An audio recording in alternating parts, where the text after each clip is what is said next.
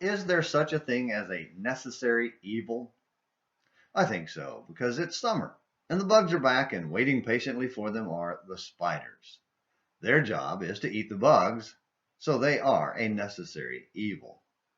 Though technically, I only say that to accommodate you arachnophobes, since they don't bother me at all. However, they do make me think of the evil queen of Judah, Athaliah, who did her best to kill off all her grandchildren so no one would challenge her for the throne. She considered it necessary, though likely didn't think it was evil.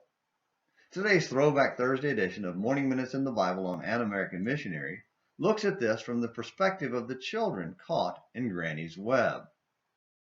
The Spider's Bug by Jim Everett from Plain Talk Magazine, December 1973. As I sat studying in my office, I noticed a bug ambling across the tile floor, and I thought, I need to get up and kill that bug. But then I became absorbed in my thoughts again and forgot the bug until I heard a scratching beneath the baseboard.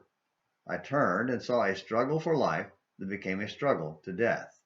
I was fascinated by the battle. Unseen by me, a spider had observed the bug's movements much closer than I, and when the bug had gotten in range, he had pounced on him. The bug struggled well at first. He lay on his back and fought the spider's efforts by kicking vigorously and biting the spider's legs.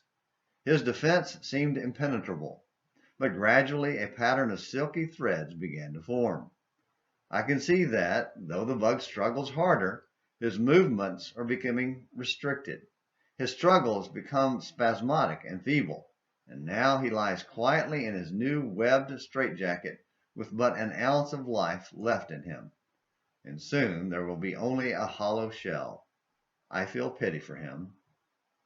Mr. Bug, with but a little foresight, you could have avoided all the terror and struggle. You could yet be alive if you had walked circumspectly and thus avoided the spider's plot. It is too late now.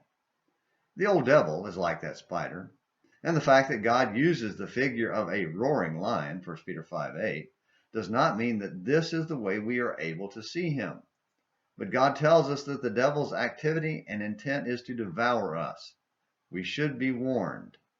However, because we are unable to see him, we forget that he lays his cunning plots, bides his time, and judges his range.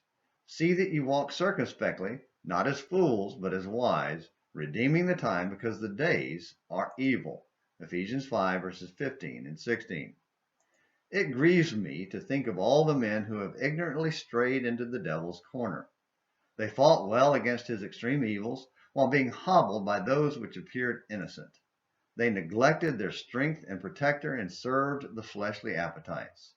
They drank the sweet wine of success and ate the bread of false teaching, while assuring their brethren and friends that they were not entangled therein, until finally they must awaken to the fact that they have become slaves to that which once served their appetites. The old spider has got him and won't let them go. I pity them. And like Mr. Bug, they become a hollow shell, the devil's booty. See Colossians 2 verse 8. The needless struggle and lost life could have been avoided if they had stayed out of range of the devil's web of deceit. 2 Corinthians 11 verses 13 through 15. God, who has of old thwarted the devil's efforts through faithful men, says, "Be watchful. Let us not be so foolish as to toy with the devil's vain philosophy and to taste of deceitful lusts." Our lives are too great a price to pay, and the best way to stay alive is to stay away. Thank you, Mr. Spider. Perchance what I have observed will help me, and I didn't have to get up and kill the bug. Excellent advice, Jim. Excellent advice indeed. Looking back to Athaliah, we know Jehoshaphat would not have allowed his son to marry Jezebel's daughter if he had known it would lead to the murder of his sons and grandsons. But he didn't see it coming, and by the alliance brought the spider into his house. What alliances are we making that will allow spiritual spiders into our house today? Are we listening to false teachers because they speak well?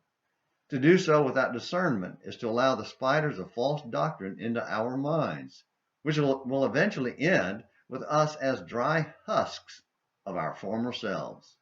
Watch out for the spiders of sin hiding in your heart with even more intensity than the real spiders hiding in your house. Watching out for evil is necessary. Thank you for watching this Throwback Thursday edition of Morning Minutes in the Bible and An American Missionary. Until next time, this is James McClenny hoping you have a great day.